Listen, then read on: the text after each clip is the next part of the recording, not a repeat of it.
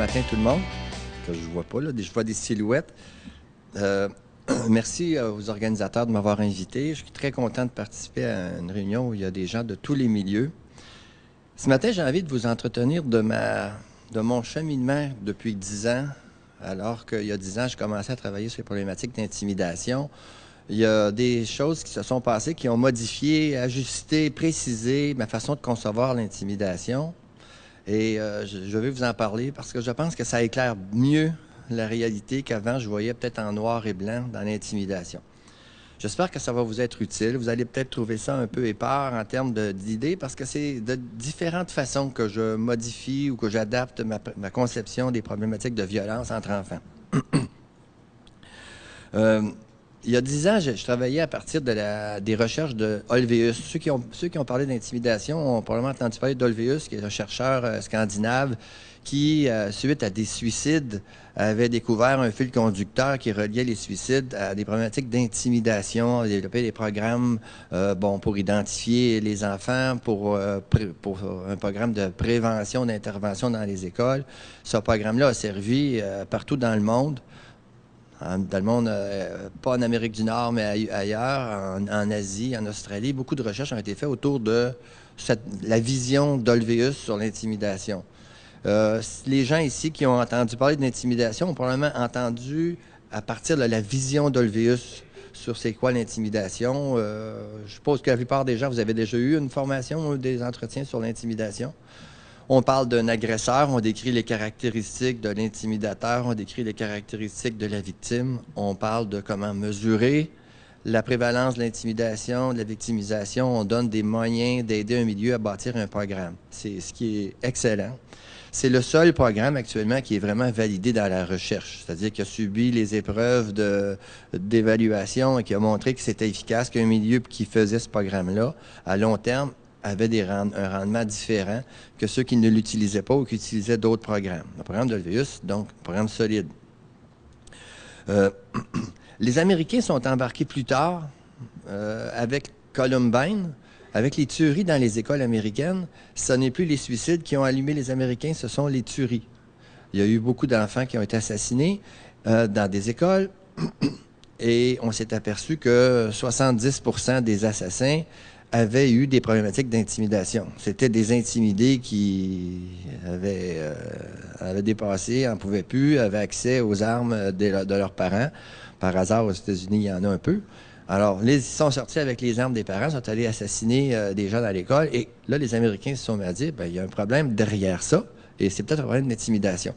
Moi, j'étais très content, non pas des tueries, mais que les Américains se saisissent du problème parce que par la suite, les agents de recherche sont sortis. Et là, de nombreuses recherches se sont mises à sortir et qui ont étudié le phénomène d'intimidation de tous bords, de tous côtés. Et de là, de nouvelles approches, de nouvelles conceptions qui ne sont pas venues rejeter l'approche d'Olweus, mais sont venues la compléter.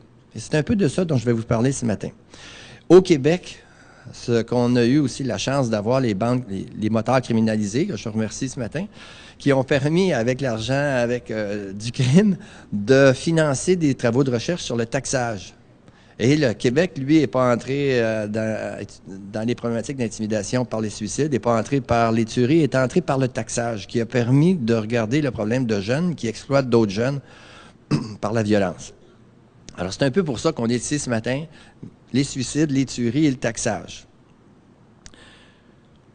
Donc, moi, j'ai donné des conférences longtemps à plusieurs collègues et à des parents à différents endroits. J'avais un schéma que je trouvais fort utile parce qu'il se comprenait bien pour parler d'intimidation. Dans des écoles où je travaillais, on a appliqué des programmes d'Olweus aussi avec un bon succès et aussi avec des limites. Puis je vais vous en parler dans l'allocution. Mais je vais vous parler d'un incident aussi qui m'a aidé à voir autrement. Puis je pense qu'il illustre beaucoup la réalité de l'intimidation, mais qui s'explique mal avec le schéma d'Olweus traditionnel, intimidateur-victime. Alors, j'ai dans une école où, déjà, depuis quelques années, on parle d'intimidation. Il y a un groupe d'élèves de 5e, 6e année.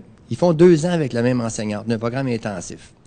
La 2e année, c'est un groupe classe qui va très bien. Belle relation avec l'enseignant, c'est un groupe dynamique, attachant, etc. L'enseignante prend congé pour sa retraite et elle est remplacée par une enseignante qui va faire l'anglais intensif, qui est une anglophone, qui parle un peu français, une anglophone très sympathique, bonne intention. Ce groupe de jeunes-là, peu de temps après, ont à faire un tournoi de volleyball dans une ville près de Granby. La mère d'une élève offre de voyager un groupe de jeunes filles pour se rendre au tournoi de volleyball. Alors, l'auto est pleine de jeunes filles. On s'en va au tournoi de volleyball. Dans le tournoi de volleyball, l'équipe qui se met à jouer le matin, c'est une équipe de gagnants. C'est des sénateurs, c'est pas des Canadiens. Alors, ils remportent toutes des victoires toute la journée. Ça va bien, c'est extraordinaire, ils vivent un trip. La petite fille dont la maman conduisait l'auto, elle était assise sur le banc. Puis elle ne jouait pas, elle était un joueur de remplacement. Et dans l'après-midi, alors que l'équipe gagnait tout le temps, la maman a dit, vous auriez toutes dit ça et j'aurais dit ça, ben pourquoi il faudrait peut-être qu'elle joue elle aussi, c'est aussi un sport là, de partage. L'éducateur physique dit, ben oui, c'est vrai, OK.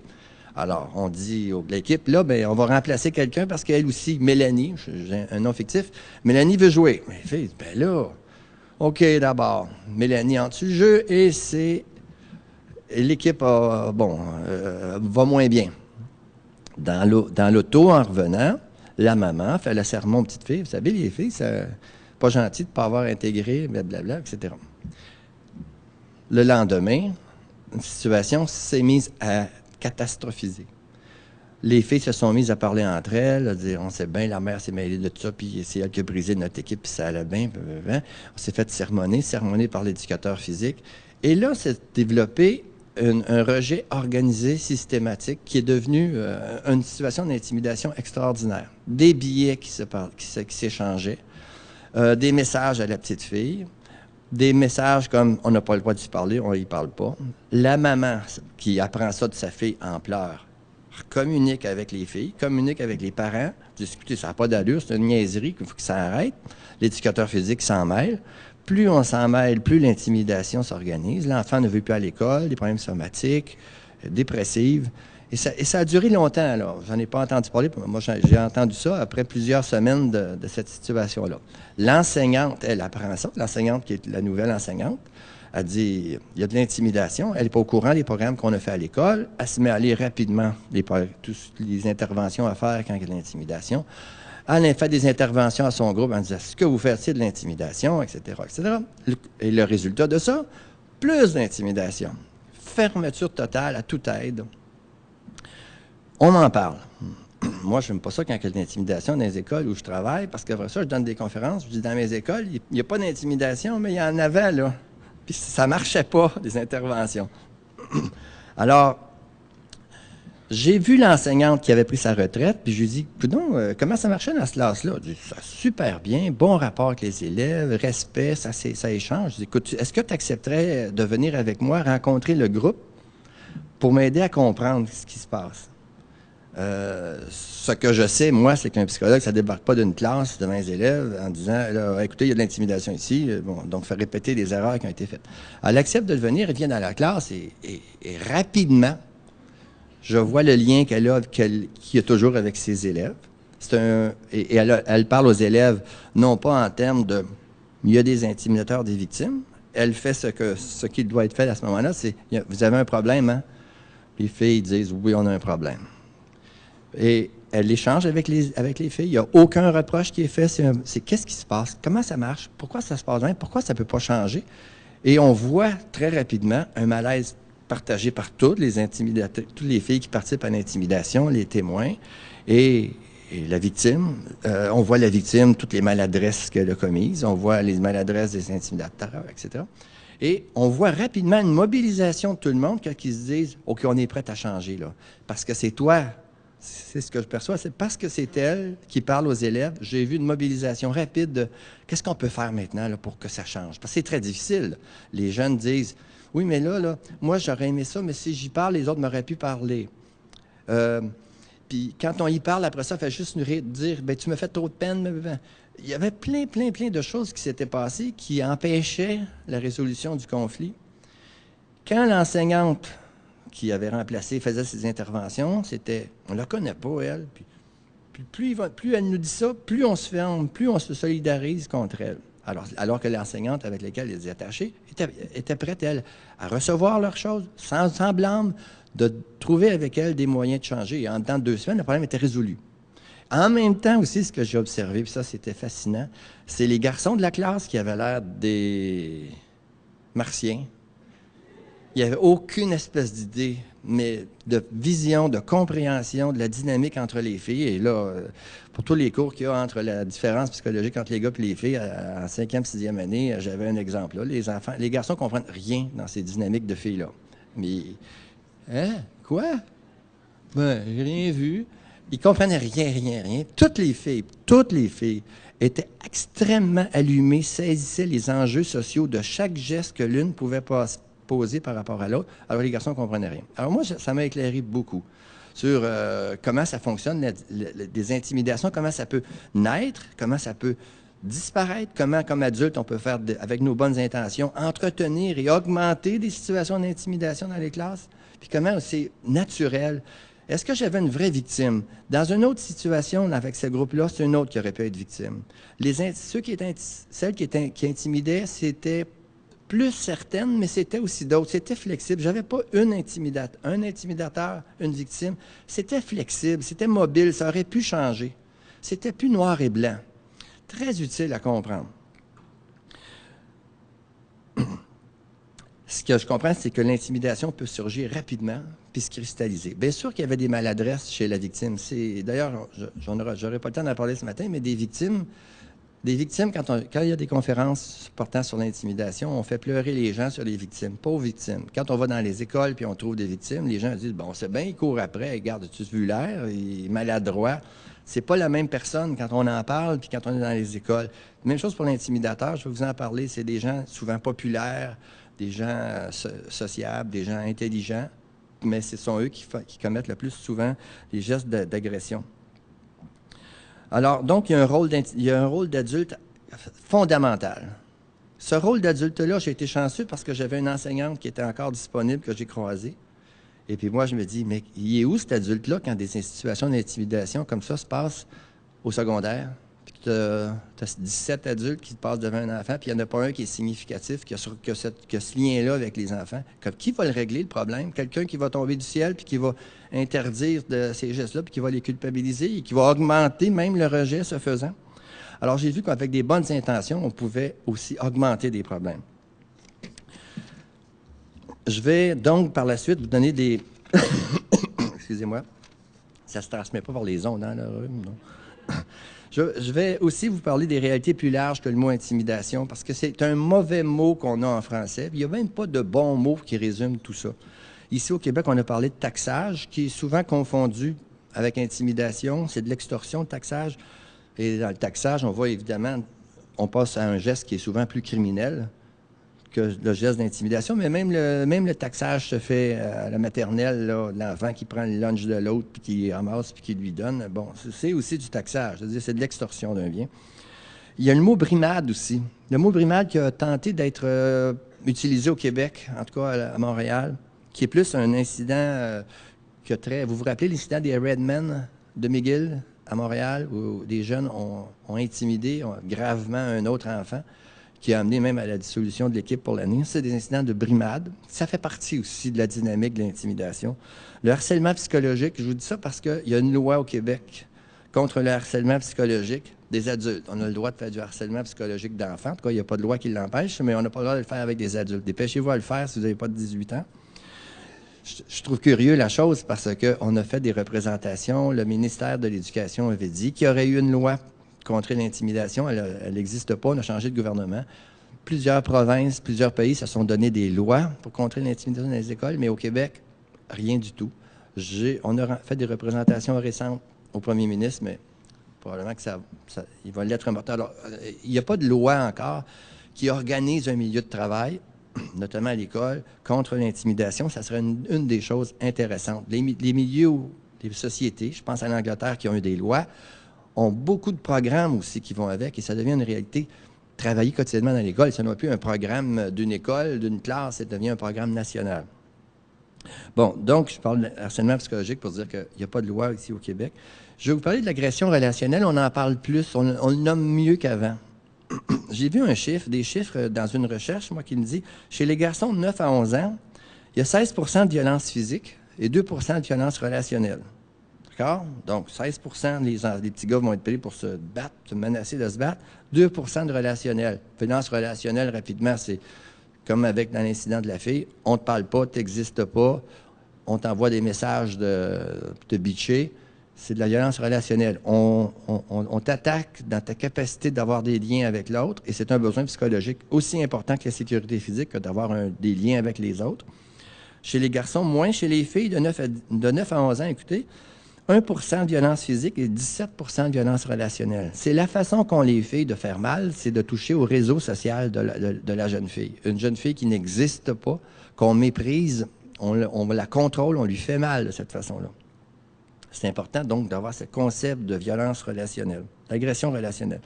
Il y a aussi un concept de cyber-intimidation que je n'utilisais pas. Moi, j'ai travaillé au primaire, j'étais moins familier, mais de plus en plus de recherches montrent la réalité de la cyber-intimidation. Vous êtes peut-être plus au courant que moi ou des réalités de la cyber-intimidation, c'est-à-dire par portable, par Internet, par messagerie. Ce qu'on sait, en Angleterre, on a fait plus de recherches à ce sujet-là. Il y a 16 des jeunes qui parlent aux parents de ce qu'ils font sur Internet. S'il y a des parents ici qui ont des adolescents, il y aurait probablement 16 parmi vous, de vos enfants, qui vous disent « Garde, je vais sur tel site, quand je chatte, c'est avec telle personne », mais pour la majorité, c'est anonyme. Les parents ne savent pas ce qui se passe. Il y a 25 des jeunes qui ont reçu des messages dépréciatifs concernant des pères. Dans le chat, ils se disent « Là, tu es une bitch. » C'est un moyen parallèle de créer de la violence relationnelle, d'agression relationnelle. Alors, c'est un problème différent qui n'existait pas. On sait qu'il y a des jeunes qui ont... Peut-être vous êtes amis, moi, je n'ai jamais vu ça, là. Des photos de jeunes qui circulent sur Internet, prises au-dessus de la douche. Bon, on la circule. Un jeune qui a l'air photo prise au hasard. On a tous l'air fous quand on est pris au hasard, là, et qui circule sur Internet. Ce genre ce genre, il y a des petits films que quelqu'un envoie à une autre, d'elle-même ou de lui-même, et qui circule, qui est passé à d'autres. Bon, ce type de violence-là, ce type de contrôle-là se fait par cyber-intimidation. Il faut avoir vraiment l'œil ouvert et obliger les gens à regarder avec leur enfant. On va regarder ensemble ce qui se passe. On a autant le droit de savoir ce qui se passe sur Internet qu'on a le droit de savoir avec qui se tient notre enfant. Il y a aussi le terme victimisation qu'on utilise beaucoup, qui étudie davantage qu'est-ce qu'il y a dans la caractéristique d'une victime pour qu'elle soit victime. Et c'est pas n'importe qui est victime la plupart du temps. Il y a des caractéristiques psychologiques ou au moins occasionnelles qui font qu'on est victime. Il y a un mot anglais, parce que moi, le mot intimidation, j'ai toujours trouvé maladroit. En anglais, on a parlé de bullying. Puis il y avait un mot au départ qui était encore plus évocateur, c'était mobbing, qui était un mot norvégien. Mobbing, on a le sens de foule, de plusieurs contre. Et c'est ça derrière l'idée de l'intimidation, c'est qu'il y a plusieurs personnes qui se servent du fait d'être plus nombreux, plus puissants pour contrôler une autre. C'est l'idée que l'agression relationnelle, l'agression se passe parce qu'il y a du monde et beaucoup moins entre deux personnes. Cependant, je vais en plus tard, il semble que des collègues qui travaillent au secondaire, que les agresseurs fréquents au primaire ou au début du secondaire deviennent des agresseurs qui font de l'intimidation, mais dans la relation amoureuse. Donc, ils cessent de le faire en groupe et plus tard vont développer ce mode de relationnel avec leur conjoint ou leur conjointe. Je vais vous parler des conceptions différentes, parce que c'est important de voir comment, selon la façon qu'on conçoit l'intimidation, nos interventions vont aussi être différentes. Alors, au départ, je vous disais, conception d'Olweus, celle qu'on le connaît peut-être davantage, celle avec lesquelles vous êtes peut-être plus familier, c'est qu'il y a des enfants qui aiment dominer, qui sont agressifs, qui sont peu empathiques. On parlait des intimidateurs, c'est ce groupe-là. Les victimes sont faibles, vulnérables, ils ont une faible estime de soi. Puis on disait que c'était génétique ou héréditaire. C'est comme si dans un groupe, c'est toujours les mêmes qui sont agresseurs, toujours les mêmes qui sont victimes. C'est souvent ça aussi. L'intervention, on va identifier dans un groupe classe qui sont les intimidateurs, qui sont les victimes. Il y a des grilles, vous êtes peut-être familier avec les grilles d'identification des intimidateurs victimes. L'Association québécoise des psychologues scolaires, on avait je ne sais pas s'il y a des gens qui sont au courant, publié ces différentes grilles, notamment celles qui permettent d'identifier d'une classe les agresseurs, les victimes. Et on intervient, donc on a connu nos victimes, on va intervenir un peu cliniquement, des fois avec les victimes, un peu avec les agresseurs, pour qu'ils modifient.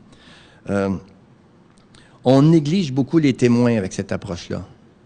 C'est comme s'il y avait d'un côté les agresseurs, un côté des victimes, puis tous ceux qui n'agressent pas, qui ne sont pas victimes, on ne sait pas trop quoi faire avec. Or, on réalise par la suite, puis c'est beaucoup des recherches canadiennes qui l'ont démontré, que l'élément le plus central dans l'intervention, c'est les témoins. Quand il y a une agression et que les témoins s'approchent, l'agression augmente. On sait que les témoins interviennent rarement, mais quand ils interviennent, ils sont beaucoup plus efficaces que les adultes pour faire cesser l'intimidation. Bon, ça, c'était pas au départ dans nos convictions ou dans nos façons d'aborder les problèmes d'intimidation. On le sait davantage maintenant. Il faut aller chercher nos pères, et pas de notre père, mais nos pères. Cependant, comme je vous disais, les recherches d'Olvius sont validées. C'est pas rien de travailler à la méthode d'Olvius. Ce que je retiens peut-être le plus, c'est que c'est le seul peut-être à mesurer avant-après. Et c'est souvent ce qu'on ne fait pas en scolaire. Ce qu'on ne fait pas, c'est de mesurer vraiment au départ quelle est la situation et la comparer à la fin par rapport à une situation où on n'aurait pas fait d'intervention. Le plus souvent, on va faire un tas d'interventions, on va l'évaluer à la fin en disant « puis, qu'est-ce que ça a donné? » Ouais, c'était pas mal bon. Ouais, je pense que j'ai eu des gens qui sont venus me voir, ils ont dit que c'était bon. On n'évalue pas un programme de cette façon-là. Je vais vous dire, n'importe quelle façon d'aider des enseignants dans une classe, c'est que vous allez sortir des élèves difficiles de la classe, vous allez faire n'importe quoi avec, vous les retournez dans la classe, vous demandez aux enseignants est-ce que ça a été utile. Oui, ça a été très, très bon. Pourquoi? Parce que l'enfant n'était pas dans la classe. Merci beaucoup.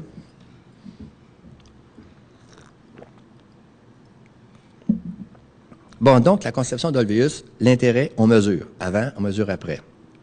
C'est fondamental. J'espère que je vais vous convaincre de l'importance de le faire. Bon, ça, si je regarde Olvius, c'était sa conception. Une conception d'agression comme phénomène socioculturel aussi. C'est-à-dire au genre, ethnie, classe sociale, habilité sportive ou scolaire. Quand des enfants rencontrent comme groupe d'autres enfants qui sont dans une classe spéciale, quand des groupes ethniques arrivent dans un milieu, il peut y avoir un phénomène de rejet ou d'agression relationnelle. On ne parle pas, c'est des Noirs, on ne parle pas, c'est des enfants qui sont en classe spéciale, etc. C'est un autre phénomène, celui-là. Et là, les approches pédagogiques suffisent, souvent. Les Américains ont forcé le busing, l'intégration des Noirs dans les milieux blancs. Ça avait fait, je ne sais pas si vous vous rappelez, des histoires épouvantables. On voyageait le jeune blanc dans un autre quartier pour forcer son intégration dans les classes de Noirs. Les Noirs étaient forcés à voyager pour aller dans des milieux blancs. Ça a été extraordinaire comme résultat. On a diminué le racisme de cette façon-là. On voyait des Noirs à côté de nous autres, puis des Blancs à côté des Noirs. Bon, il y a ce type d'intervention-là qui ne demandait pas un grand discours sur l'égalité des races. On mettait des gens ensemble.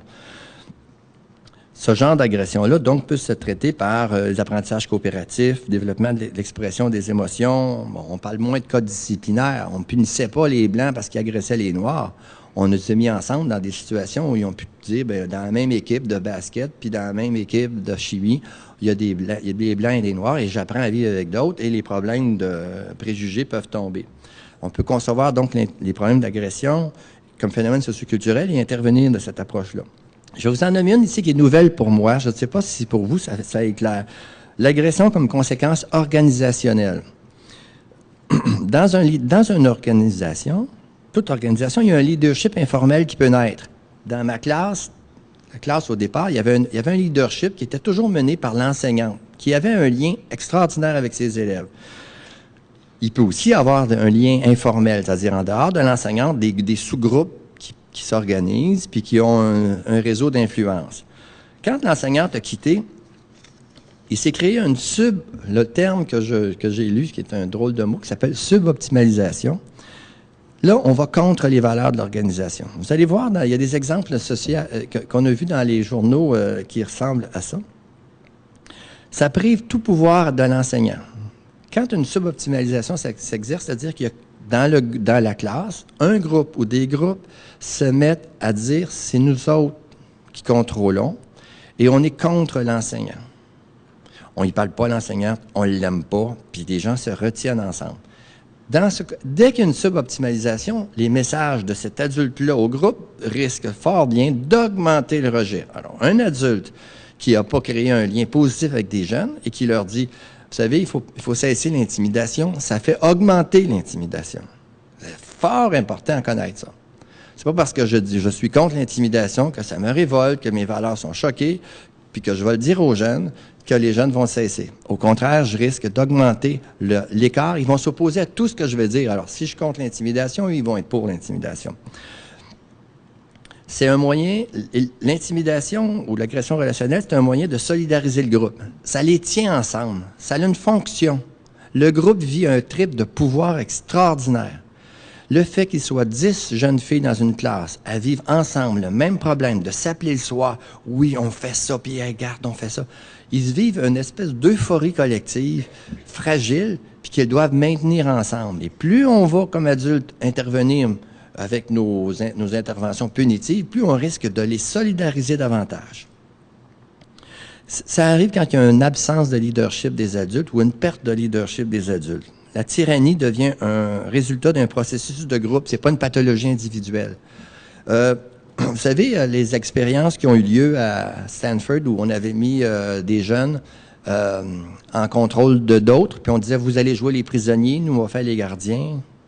Et après quelques jours, se sont développées des tyrannies incroyables, là, où les gardiens étaient devenus des véritables tyrans envers les détenus.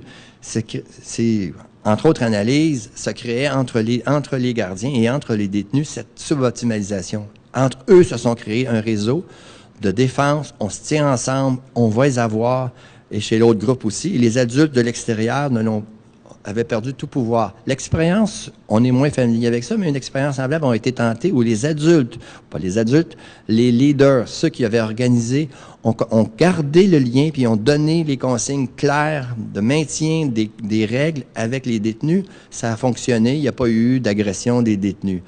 L'expérience à Abu Ghraib, en Irak, c'est une très belle expérience de suboptimalisation. Les gens qui gardaient les détenus n'étaient pas au départ. Vous savez, quand on regarde la vie des agresseurs qu'il y a eu à Abu Ghraib, c'était du monde ordinaire qui vivait dans leur communauté, qui étaient de bonnes personnes, ce n'étaient pas des assassins. Ils ont été placés dans une situation où il y a eu une absence de leadership des adultes. Ils se sont devenus d'incroyables tyrans, des tortionnaires, perdant toute valeur. Mais entre ces personnes-là se développait une suboptimalisation et de l'intimidation organisée et systématique. Ici, donc, l'intervention, c'est plus des interventions à l'Alvéus où on cherche un agresseur puis une victime. Ça prend des enseignants, des adultes, un leadership. Il faut saisir la dynamique du groupe, il faut créer un lien avec la personne.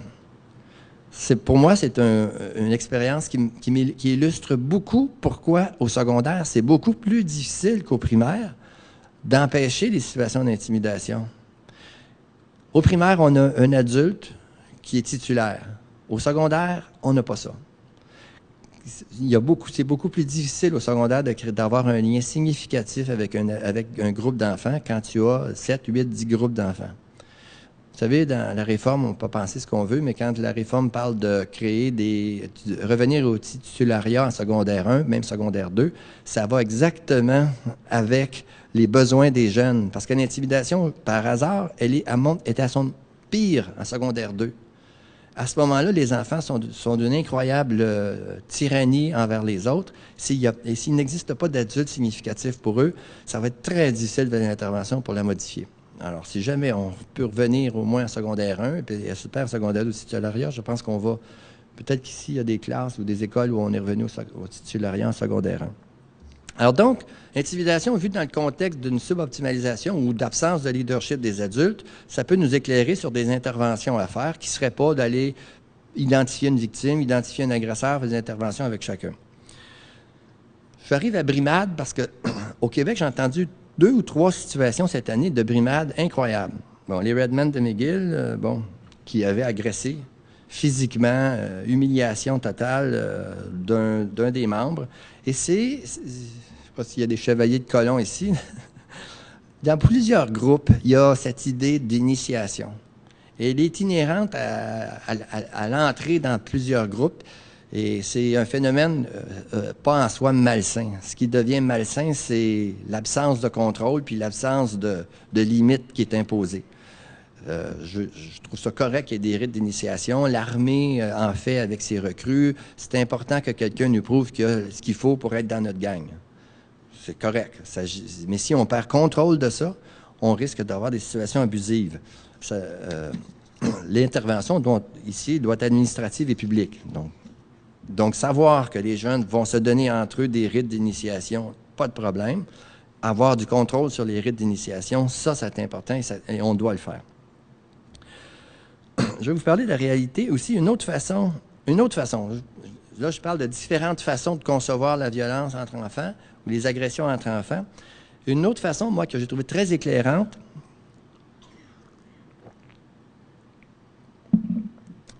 c'est l'écologie des pères. Il y a un auteur qui s'appelle Bronfenbrenner, je ne sais pas si vous connaissez, qui lui a étudié comment ça marche des groupes de jeunes. Il s'est aperçu que des enfants dans un groupe, une classe, c'est pas 25, 30 élèves, c'est des sous-groupes de 3 à 7 enfants. Effectivement, si on regarde des jeunes, c'est des sous-groupes de 3 à 7 enfants souvent. Structure horizontale, plein de 3 à 7 enfants. Il y en a que c'est 2 ou 1, des isolés. Parfois plus, mais c'est souvent 3 à 7 enfants. Dans ce sous-groupe-là, il y a une dimension verticale. Là, il y a un leader. Il y a le plus passif. Il peut avoir celui de qui on se moque davantage. Mais dans chacun de ces sous-groupes-là, il y a une petite micro-société qui se fait. C'est important de concevoir le groupe de jeunes comme ça. Dans ma classe, il va y avoir des sous-groupes qui vont se tenir ensemble. On ne sort pas à la récré avec n'importe qui. On sort, et davantage encore au secondaire, on se tient plus avec 3 à 7 jeunes, dans lequel il y a une structure de pouvoir.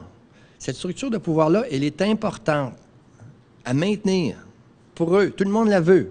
C'est pas juste le leader ou la leader qui veut ce groupe-là. Tout le monde dans le groupe la veut, là. C'est notre groupe, c'est comme ça que ça se tient. N'importe qui entre pas dans notre groupe, n'importe qui sort pas de notre groupe. Il y a...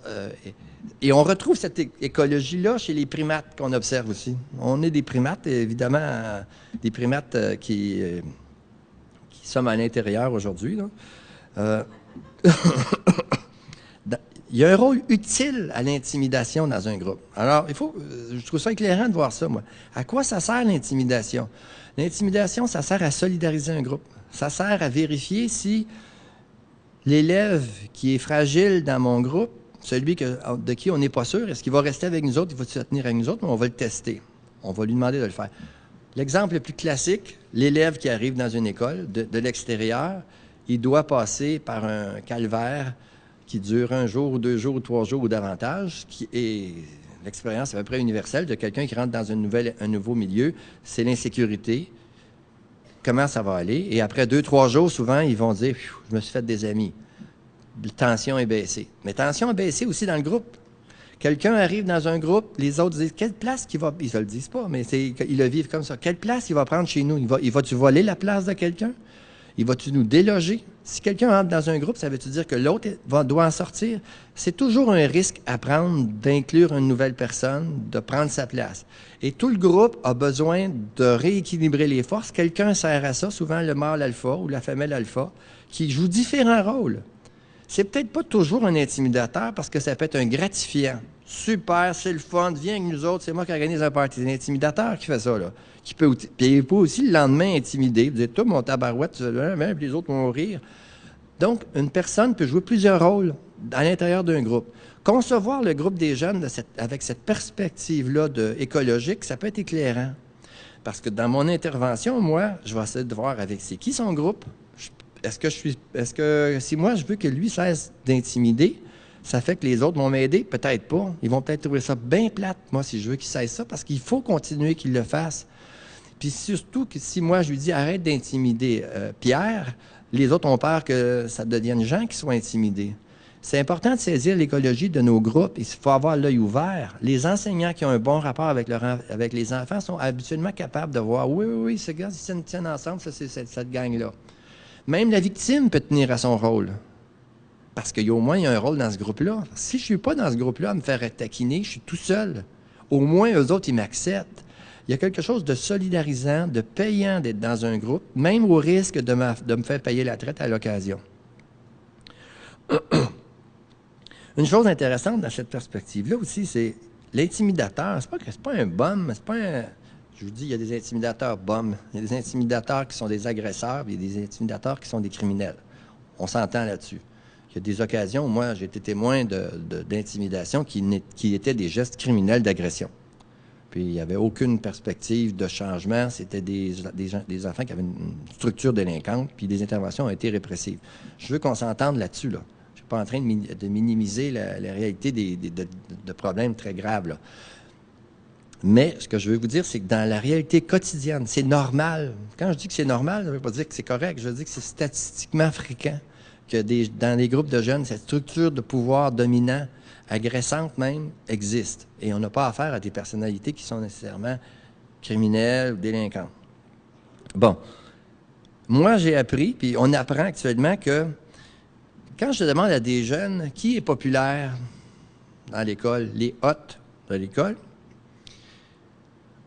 okay, je me fais un sociogramme ou une appréciation de la structure du groupe. Les populaires puis les appréciés, c'est pas nécessairement la même personne. Les gens aimés puis un populaire, c'est pas la même personne. Les élèves prosociaux et appréciés ne sont pas populaires. Je vais vous la répéter, celle-là, c'est pas clair, hein? Les élèves qu'on va juger, ah oui, lui, il est le fun avec tout le monde, lui. Ah, il est vraiment quelqu'un d'agréable, de chic, de gentil, qui partage ses choses. C'est le fun d'être en équipe avec. Ils ne sont pas nécessairement populaires, ces gens-là. Hein? Ça vous va? Le bon gars, là, le bon gars qu'on trouve, là, la bonne fille, là, c'est-tu fin, cette fille-là? C'est peut-être quelqu'un qui n'est pas populaire du tout. Et la personne qu'on va juger comme étant populaire, c'est très souvent des agressifs. Ils sont hot, puis ils écœurent le monde, mais ils sont drôles parce qu'ils sont aussi organisateurs. J'ai pas nécessairement les bons outils sociométriques quand je veux identifier, moi, les élèves que je trouve gentils, puis les élèves populaires, c'est pas nécessairement le même monde. Écoutez, je vais vous donner des chiffres à ce sujet-là, d'une recherche.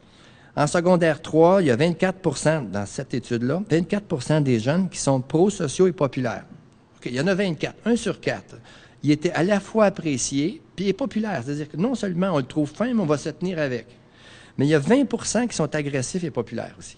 C'est-à-dire 20 des jeunes ont dit lui, il est baveux, lui, il est cœur, il se bat, mais il est populaire, on court après, on veut l'avoir.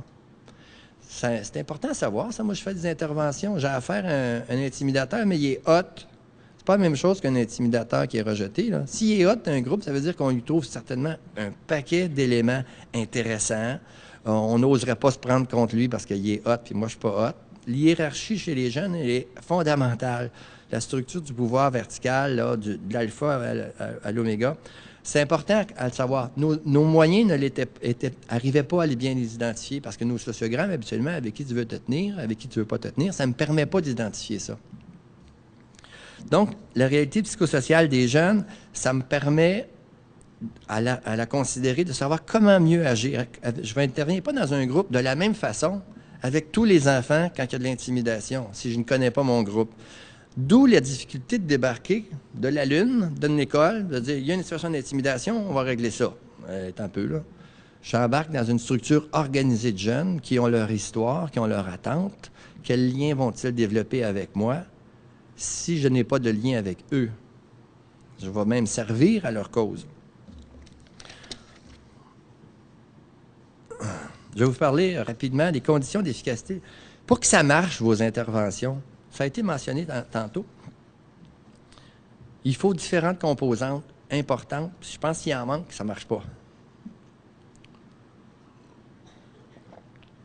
Moi, j'ai souvent défendu qu'il fallait 3 choses si on veut diminuer les violences de type intimidation, agression relationnelle dans un milieu. Il faut une sensibilisation. C'est-à-dire, il faut en parler.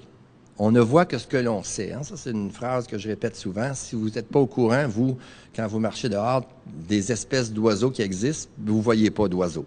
Si vous connaissez vos oiseaux, puis vous sortez dehors, vous les voyez, vos oiseaux. On ne voit que ce que l'on sait. Alors, il y a certainement une partie de sensibilisation, et je pense dans les écoles où on a parlé de ce type de réalité-là aux jeunes, bien, les jeunes, par la suite, savaient de quoi on parlait. sensibilisation, c'est souvent ce qui est fait dans les écoles. On va en parler, faire un spectacle, une troupe de théâtre qui vient. On sensibilise les enseignants, on sensibilise les parents. Mais souvent, ça arrête là. Une grosse sensibilisation, on a fait pleurer beaucoup de mamans. Les enseignants ont dit « Ah, c'est vrai, il faudrait faire de quoi? Ah oui, ah oui, ah oui. C'est bon, hein? C'était bon, hein, la conférence d'intimidation? Oui, c'était bon. » Puis on retourne à notre petite jobine le lundi matin, puis on passe à l'enseignement de l'imparfait du subjonctif, puis on a cessé et ça donne rien. Ça donne absolument rien. C'est une condition nécessaire, c'est pas une condition suffisante. Il faut une formation long terme. Et les recherches montrent, actuellement, les recherches que j'ai vues, j'en ai vu plusieurs, c'est 2 ans d'intervention dans un milieu pour qu'il y ait un changement notable et durable. En bas de 2 ans, l'intervention va être accidentelle, momentanée, puis on va revenir, on va retrouver les mêmes niveaux d'agression qu'il y avait avant. Donc, il faut sensibiliser, mais aussi former les enseignants, former les enfants. Régulièrement, que ça devienne dans le curriculum des jeunes, parler de leur dynamique entre eux. Comment ça marche un groupe de jeunes, puis les jeunes vont se reconnaître. C'est vrai, hein, c'est comme ça qu'on est, nous autres. C'est qui notre groupe? Qui a quel rôle dans quel groupe? Qu'est-ce qu'on fait habituellement? Le rôle des témoins. Le rôle des témoins, j'en ai pas parlé ici, mais mes interventions dans les dernières années ont beaucoup centré sur les témoins. Pas sur l'agresseur, la victime, mais les autres. Qu'est-ce que vous faites, vous autres? Bien, c'est pas nous autres qui... Non, mais vous autres, qu'est-ce que vous faites quand il se passe d'intimidation? Et là, on voit tout le tableau, les élèves qui sont pro-victimes, des élèves qui sont pro-intimidateurs. Demandez pas aux élèves pro-intimidateurs, ses amis, de faire des interventions. Ils risquent de ne pas vous aider, mais il y a peut-être beaucoup d'élèves dans la classe qui sont prêts à bouger, dire c'est vrai que c'est plate, c'est vrai que ça souffre. Il faudrait faire quelque chose. On va aider ces élèves-là et c'est eux, les recherches le monde, qui ont le meilleur impact pour faire changer la situation. Bon, j'ai parlé de 3 conditions, sensibilisation, j'ai parlé de formation, j'ai parlé d'un plan d'action aussi. Qu'est-ce qu'on fait dans l'école quand il y a de l'intimidation? Quand il y a des gestes d'agression, il faut que l'école se donne un plan d'action.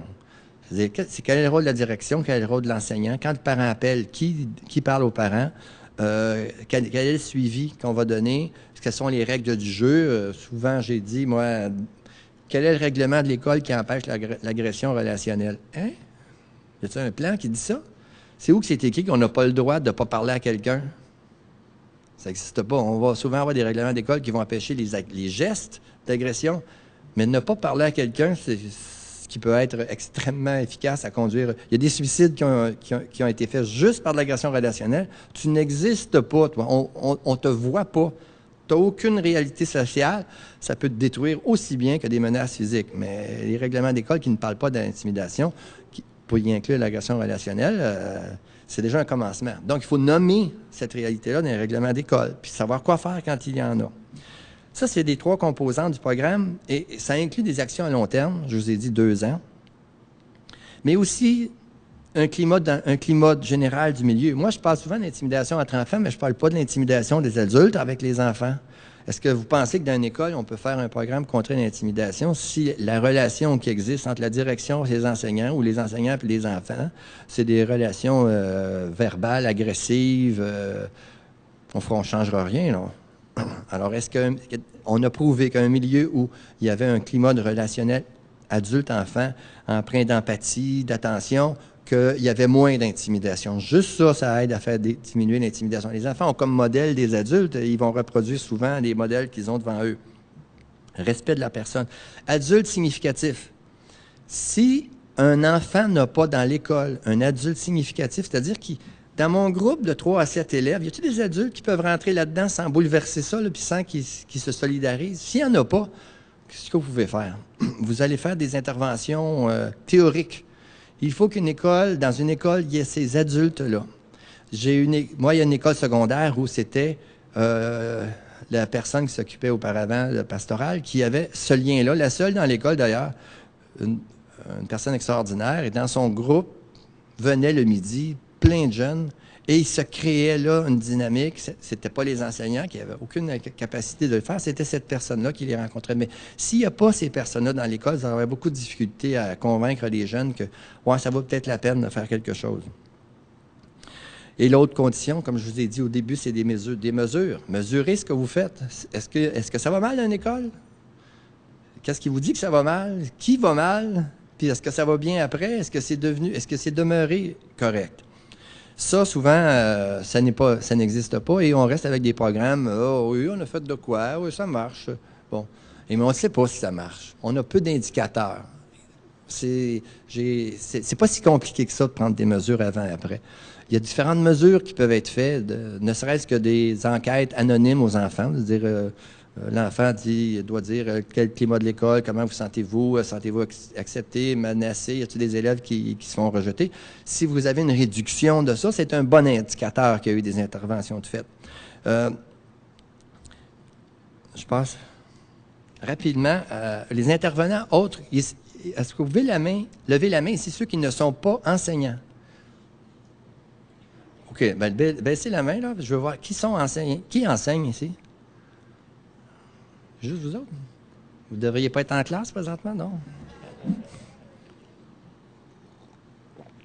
Bon, alors moi, quand je vous dis de créer un lien avec des élèves, les personnes les mieux placées pour le faire, ce sont les enseignants. Mais les autres, qu'est-ce qu'il vous reste à faire?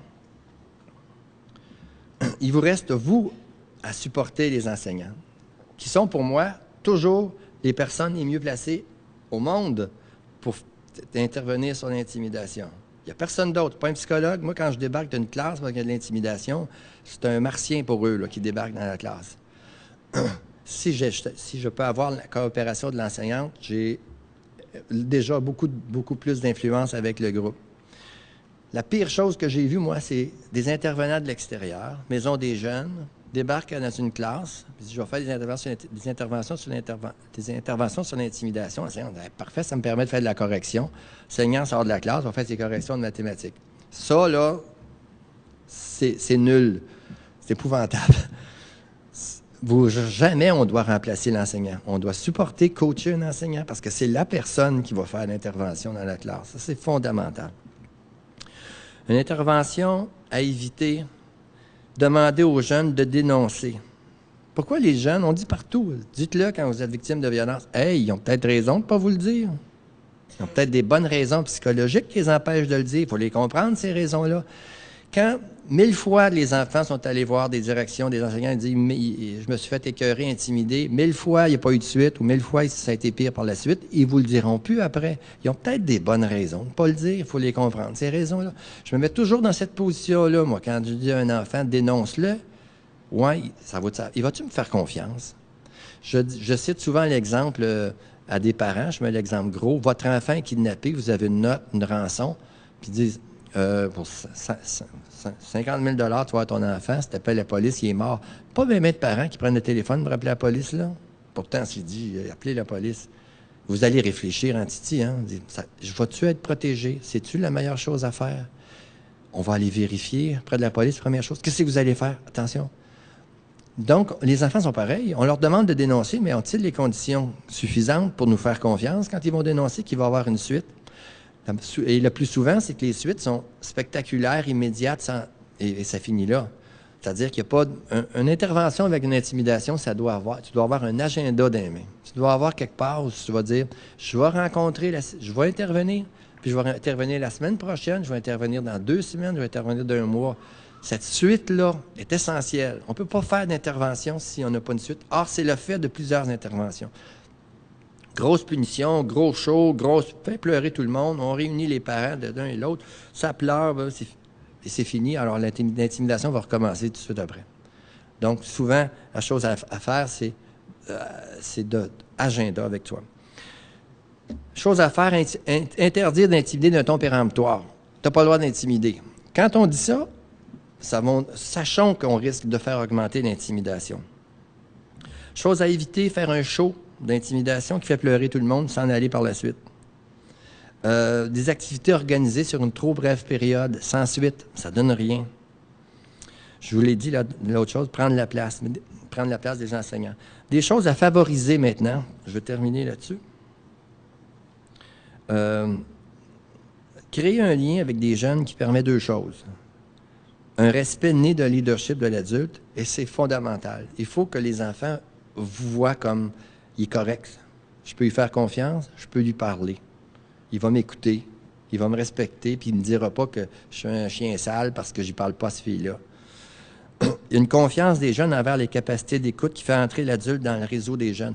Dans l'exemple que je vous ai donné au départ, l'enseignante, elle a défait le nœud gordien comme ça, parce que les jeunes disaient, quand tu as fait ces interventions-là, je ne suis pas en danger par la suite, puis je sais qu'on va continuer à exister comme groupe, je sais que je vais garder ma place, puis je sais qu'elle va me respecter dans ça. C'était comme la solution facile qui a tout défait, mais c'était cette condition. Si j'avais eu cette condition-là, je ne sais pas comment j'aurais fait. L'autre enseignante, pleine de bonnes intentions, n'avait pas un lien avec les enfants. Elle était froide, elle était distante, puis elle n'avait absolument rien saisi de la dynamique du groupe. Chose à favoriser, savoir évaluer la gravité des gestes commis aussi. Qu'est-ce qui se passe? Est-ce que c'est grave? Est-ce que je vais faire une intervention de style répressive ou éducative? Si j'ai un jeune au secondaire, moi, qui est victime de menaces ou je pense qu'il est en danger ou qu'il est agressif physiquement, peut-être que je vais passer rapidement à une intervention répressive. Et là, je ne perdrai pas même de temps à faire des interventions avec le groupe. Là, il y a un danger qui se passe. Être capable d'évaluer ces dangers-là, la gravité de la situation. Et la chose à favoriser, je reviens, un suivi long aux interventions plutôt que ponctuel. C'est peut-être la chose que j'aimerais que vous reteniez, si vous avez retenu quelque chose, c'est quand on fait des interventions dans ces situations-là, c'est un suivi long. Revenir. Même quand les enfants vont vous dire « ça va bien, ça va bien, ça va bien », on va revenir après encore. C'est fondamental, ça. La situation a été réglée à court terme. Qu'est-ce qui se passe dans la dynamique pour que ça ne revienne pas, cette situation-là? Écoutez, j'ai été très rapidement à vous parler de ma façon de voir l'intimidation, les agressions depuis quelques années. Je vous parle d'un phénomène normal, dans le sens d'un phénomène qui se passe entre plusieurs jeunes. Dans une même année, dans un même groupe, il peut y avoir de l'intimidation qui vient et qui s'en va, qui disparaît, qui revient ou qui ne revient pas. Ça peut prendre des formes bénignes, des formes graves. Ça peut être extrêmement blessant, même s'il n'y a aucun geste agressif. J'ai parlé un peu du rôle que vous avez à jouer. J'ai beaucoup insisté sur la relation. Elle me paraît tellement fondamentale. Vous allez intervenir avec efficacité si vous avez un lien avec les jeunes. Sinon, c'est très difficile. Si vous n'avez pas ce lien-là, mettez-vous avec quelqu'un qui peut en avoir un lien. Je reste inquiet plus pour le secondaire. Dans les gros groupes où il n'y a pas de lien significatif formel entre les adultes et les enfants, c'est un milieu anonyme, beaucoup. Je suis plus inquiet. J'espère qu'on va pouvoir arriver à créer ces liens-là. En tout cas, c'est beaucoup plus difficile à faire. Alors, j'espère que je n'ai pas déçu des attentes. J'espère que j'ai allumé des lumières. Merci beaucoup.